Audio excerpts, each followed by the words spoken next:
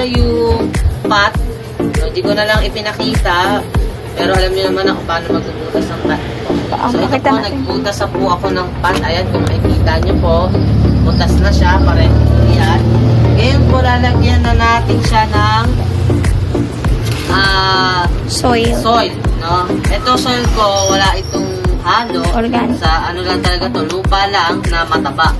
Pwede kayong gumamit ng, may nakabibili po sa Pandayan na coco peat, and meron tayong ginagamit na garden soil and loam soil.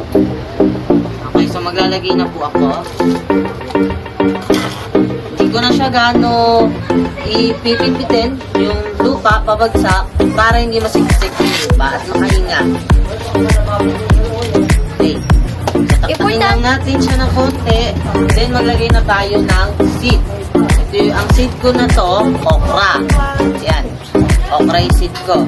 Importante na isa lang yung ilalagay natin para po hindi po siya... Sabi nga ng teacher, 3 o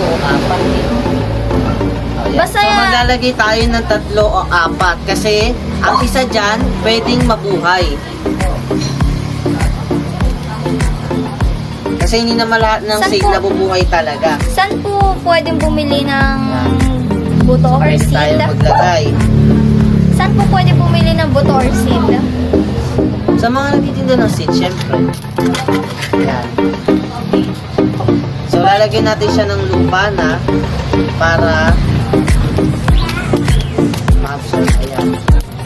Hindi na natin siya gaano lulubugin sa lupa. So, hayaan lang natin siya na ganito yung lupa na muna. Ayan. So, dito naman tayo sa kabila. Ito namang kabila ko is ay kangkong. Napakadali lang na ito. So, maglagay muna tayo ng lupa.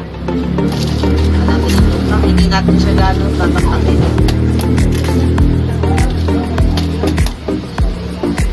Sa 3 hanggang 4 na seed para sigurado tayong may mabubuhay.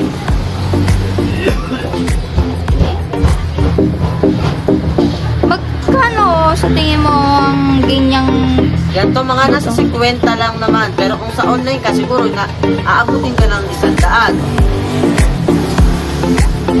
Dito sa kangkong, pwede natin siyang damihan. Kasi nabubuhay ito sa mas marami. Yan. So dito, nilagyan ko ng 7 seed. So lagyan na natin ng lupa. Yan. Lagyan na natin siya ng lupa. Yan. Pwede nyo siyang diligan after. Pero kung basa na yung lupa nyo, huwag na po natin siyang i-over kasi baka malunod naman yung ito. Okay. Nalulunod po ba muna?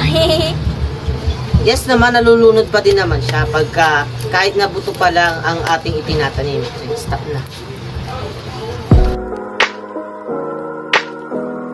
Okay, eto na yung mga nilagyan natin ng lupa, yung seed. So, ilalagay muna natin siya dito sa tabi ng mga halaman natin. At titingnan natin siya after mga ilang araw. So, yan, pwede muna nating diligan din kahit konti. Okay. Wala ko ng konting tubig, pero hindi natin direct na ilalagay to. Yung kamay lang natin muna para hindi nalulunod yung nasa ilalim. Konti lang para lang mabasahin lupa at magsimula magsibol ang ating seed bukas. Pero mas maganda kung stock water yung gagamitin natin para less sa chlorine yung tubig. And yung iba gumagamit pa nga ng rainwater. Hindi